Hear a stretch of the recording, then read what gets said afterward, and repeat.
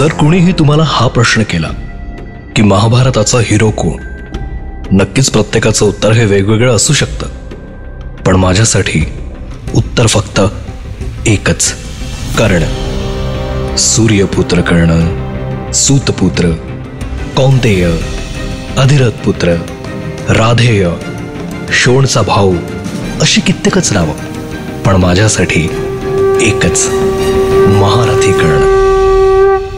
एक अजस्त्र राजदंड हाती घेऊन कर्ण एका मोहिमेवर निघाला होता. आपला छोटा बंधू शोण आणि त्याबरोबर जणू संपूर्ण जग जिंकण्याचा एक वेगळाच मानस त्याच्या मनात होता. रुक्मिणीचा पराभव झाला आणि कुंडिणपूर पडला. आपल्या सैन्याचा पराभव झाला याच्याही दुःखापेक्षा आपला पुत्र 4 मासांनंतर घरी परततोय याचा आनंद भीष्मक राजाला जास्त होता. तुम्ही ऐकत आहात महारथी कर्ण आणि मी आहे अनुराग. विदर्भ काबीज करणं हे कुणाहीसाठी शक्य नव्हतं, पण कर्णानं ते करून दाखवलं. त्याचं सामर्थ्य, अफाट त्याची सेना आणि त्या सगळ्यांचा त्यांच्या सेनापतीवर असणारा प्रगाढ विश्वास याचं हे उत्तम उदाहरण होतं. कर्ण संपूर्ण सैन्यासह राजवाड्यावर आला आणि झप झप झप झप पायदंड चढत तो वर जाऊ लागला. तो मध्येच थांबला. त्यावर शोण म्हणाला, का रे दादा, काय झालं? सगळं ठीक आहे ना?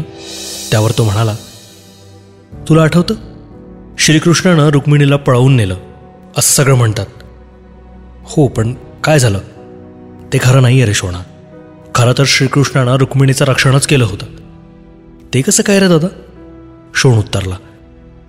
कर्ण म्हणाला, अरे त्या शिशुपालासारख्या नीच स्वार्थी माणसाबरोबर जर लग्न केलं असतं तर तिचं आयुष्य पूर्णपणे उद्ध्वस्तच झालं असतं. काय शिल्लक असतं तूच सांग. तिच्याकडे काहीच नसतं. कर्ण आणि शोण आपल्या सैन्यासह आलेले आहे हे दिसताच स्वतः भीष्मक राजा आपल्या स्वागतासाठी येऊन सज्ज झाला.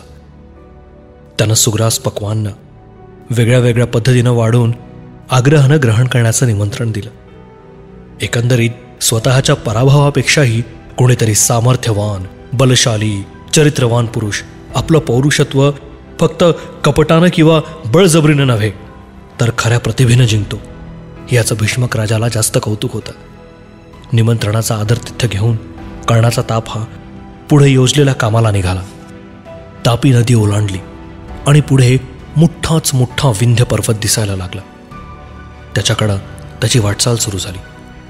पुढं महाराष्ट्र देश होता, पण त्या देशात घनदाट अरण्य होतं. दक्षिणपथ कठीण होता. हत्तींसाठी तेथून मार्गक्रमण करणंसुद्धा कठीणच होत गेलं. शिवाय महत्त्वाचा टप्पा हा होता की महाराष्ट्राची गणना आर्यवर्तात होत नव्हती. त्यामुळे दक्षिणपथ सोडून नर्मदा पार केली. त्या पर्वतावर निषादराजचा पुत्र एकलव्य राहत होता. होय, तोच एकलव्य ज्यानं आपल्या गुरु द्रोणाचार्यांना आपला अंगठा दिला होता. पण आपला अंगठा दिल्यानंतरही त्याचं धनुष कौशल्य इतकं सुंदर होतं की संपूर्ण पंचकृषीत त्याचीच चर्चा होती. सभोवताली हेर पाठवून सर्व माहिती काढून घेण्यात आली. दूतांकरवी बरीच माहितीही मिळाली. कर्णालाही त्या महान योद्धाला पाहायची इच्छा होती, पण ती पूर्ण होऊ शकली नाही. पण पुढे काय झालं? पुढे निषाद आणि शक्तिमान या दोघांमध्ये एक मोठा सामना होणार होता आणि तो सामना कदाचित सगळंच बदलणार होता. महारथी कर्ण.